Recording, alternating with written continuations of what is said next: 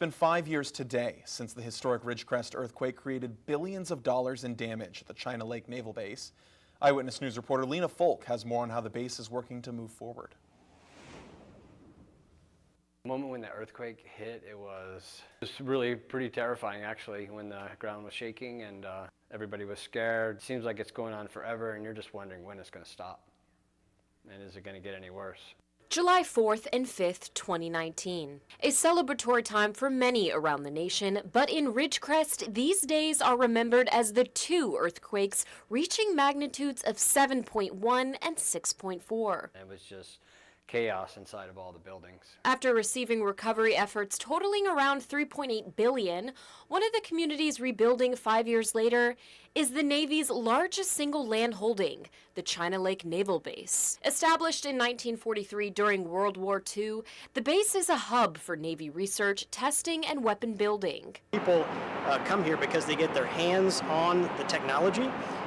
They get to see it in action, and they get to deliver it to the warfighters. However, after the 2019 quakes, the base was marked not mission capable. There was a tremendous amount of damage that was on the base. So the priority was, okay, how are we going to continue with the mission, and how are we going to take care of our people and get things back up and running? Among the crumbled infrastructure laid the remnants of the base's chapel, which Chief Engineer Curtis Davis says is a sentimental landmark. It was actually split in half. You could see outside of the chapel from the inside of the chapel, and it was devastating to the community because many people had been married in that chapel and had their services in there and funerals for families. With a rebuilt chapel, updated facilities such as a new chemistry lab, renovated fitness centers featuring a pool, gym, and basketball court, officials say the base's updates will improve the quality of life for community members and allow for future developments and testing. Buildings degrade over time.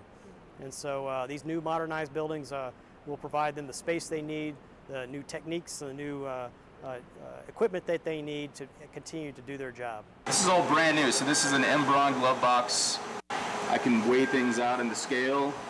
I can use solvents to dissolve reagents, do reactions. We really can do a whole lot of things in this particular lab. It's exciting. In December 2019, then Congressman Kevin McCarthy's office secured $1.15 billion in planning to reconstruct the base. McCarthy also authorized an additional $64.5 million for the base's runway and taxi extensions.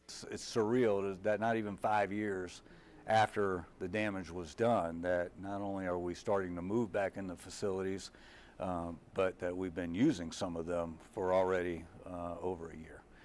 Captain Ben Wainwright did not witness the earthquake, but since arriving to the base 2 years ago, he has been impressed by the community's speedy collaboration. Our secret to success was just the teamwork. We had strategic alignment amongst senior leaders in Washington, D.C., and just a really outwelling of support from the community, too. Wainwright told Eyewitness News the reconstruction is about 85% complete. He says the base should reach the finish line by the end of 2025. We need to move fast here at China Lake because we are critical to supplying our nation, our joint force across the nation, and our allies with the weapons they need.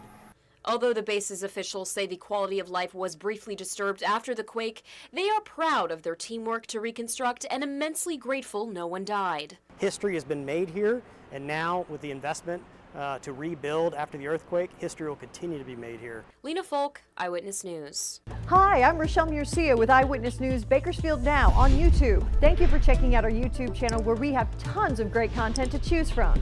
While you're here, go ahead and click on the subscribe button right there. That way you can stay up to date on all the things related within Kern County. Thanks for watching.